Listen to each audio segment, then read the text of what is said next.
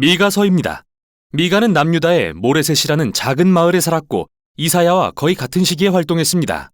북이스라엘과 남유다는 분열된 지 오래였고 두 왕국 모두 이스라엘의 하나님과 맺은 언약을 어기고 있었죠. 그래서 미가는 하나님께서 악하고 강한 아수르 제국을 일으켜 북이스라엘을 탈취하고 예루살렘을 황폐하게 하실 것이며 또 그 후에는 바벨론이 그보다 더 큰 파괴를 가져올 거라고 경고하죠. 다른 모든 선지자들처럼 미가도 하나님을 대신해 이스라엘을 질책합니다. 3장에서 그는 나는 하나님의 영으로 말미암아 능력과 정의와 용기로 충만해져서 이스라엘의 죄를 그들에게 보이리라 말하죠.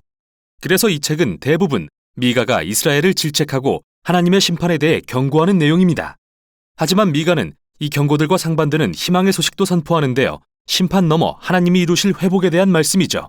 그럼 이제부터 어떻게 전개되는지 자세히 살펴보겠습니다. 처음 두 부분은 이스라엘과 이스라엘의 지도자들에 대한 미가의 질책과 경고인데요. 첫 번째 부분은 이스라엘에 자신을 나타내시는 하나님을 시적으로 묘사하며 시작됩니다. 마치 신의 산에서 그러셨듯 불과 연기와 지진으로 말이죠. 그러나 하나님은 이번에는 언약을 맺으러 오신 게 아닙니다. 500년 넘게 계속된 이스라엘의 반역을 심판하러 오신 것입니다. 미가는 이 모든 반역의 장본인인 이스라엘의 마을과 도시의 이름을 낱낱이 열거하면서 하나님이 그들 때문에 오신다고 말합니다. 그런데 왜일까요? 미가는 이스라엘 지도자들의 심기를 건드리는데요. 그들이 절도와 탐욕으로 부유해졌다고 질책하면서 열왕기상 21장에 나오는 나봇의 포도원을 훔친 아합의 이야기를 넌지시 언급합니다. 뿐만 아니라 그는 부패한 이스라엘 선지자들도 지적하는데요. 돈을 낼 만한 여유만 있으면 누구에게나 하나님의 보호를 약속하는 이 선지자들을 향해 미가는 예언하지 말라 말합니다. 하나님께서 이스라엘에서 보호를 거두셨다고 하면서요. 두 번째 부분에서 미가는 이스라엘 지도자와 선지자들이 공모해서 얼마나 심각한 불의를 저질렀는지 더 자세히 서술합니다. 그들은 뇌물로 토지를 관리했고 부자들을 위해 정의를 왜곡했으며 가난한 자들은 그들의 땅과 안전과 희망을 빼앗겼다고 말이죠. 그리고 이 모두는 율법에 위배되는데 왜냐하면 아무리 가난하다고 해도 가문에 속한 땅을 파는 것은 불법이었기 때문이죠. 그래서 우리는 이제 하나님의 심판이 억압적인 민족의 침략으로 임해서 북왕국과 예루살렘 성전까지도 빼앗고 모든 것이 폐허가 될 것임을 알게 됩니다. 이 모두가 매우 엄중한 경고입니다. 그런데 최종 선고는 아닙니다. 각각의 경고는 놀라운 소망의 약속으로 결론을 맺고 있기 때문이죠. 첫 번째 부분은 목자와 같은 하나님께서 그의 양떼, 즉 이스라엘의 남은 자들을 어떻게 구하시고 다시 모으시는지에 대한 시입니다. 하나님은 그들을 푸른 초장으로 불러 모아서 다시 한번 그들의 왕이 되실 것입니다.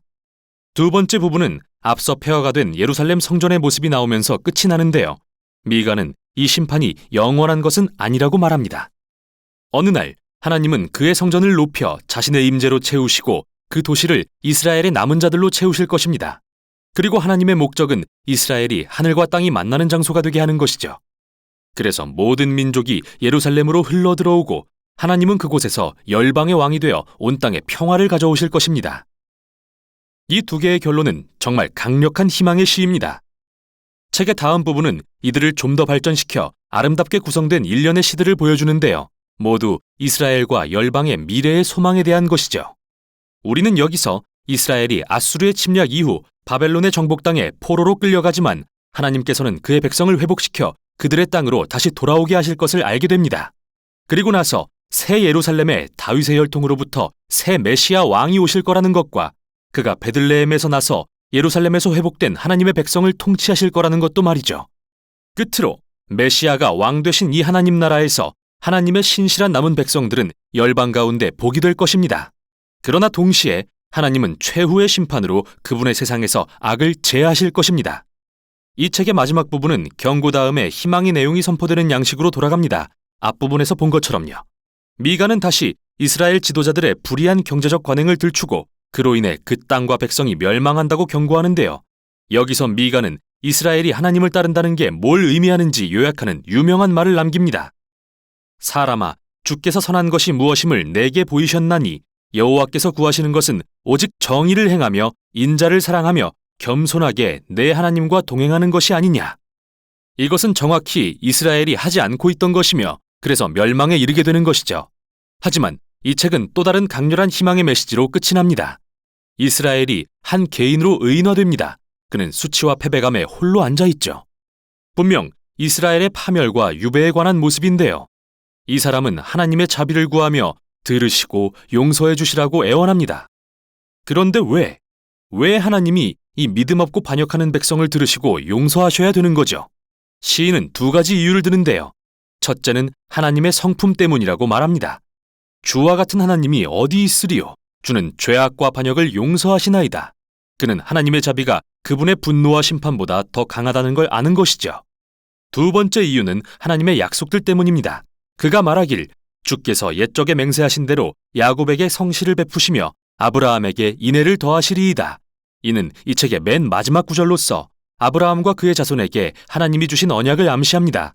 창세기에 기록된 모든 열방이 아브라함의 자손을 통해 하나님의 복을 받을 거라는 언약 말이죠. 그러나 열방의 복이 되기 위해서 이스라엘은 먼저 하나님께 신실해야만 하는데요. 그래서 이 책이 심판과 소망 사이를 오가며 이에 대해 설명하고 있는 거죠. 하나님이 이스라엘을 통해 열방의 복을 베푸시려면 반드시 그 백성들의 악을 심판하셔야만 합니다. 하지만 그분의 심판은 결국 소망에 이르게 되는데 하나님의 언약적 사랑과 약속이 인간의 죄악보다 강하기 때문이죠. 그리고 하나님의 궁극적인 목적은 멸망이 아니라 살리시고 구원하시는 것입니다. 이 책의 결론을 빌리자면 하나님은 언약적 사랑을 기뻐하셔서 우리를 다시 불쌍히 여기시고 우리의 죄악을 발로 밟으시고 우리의 모든 죄를 깊은 바다에 던지실 것입니다. 이것이 바로 미가서입니다.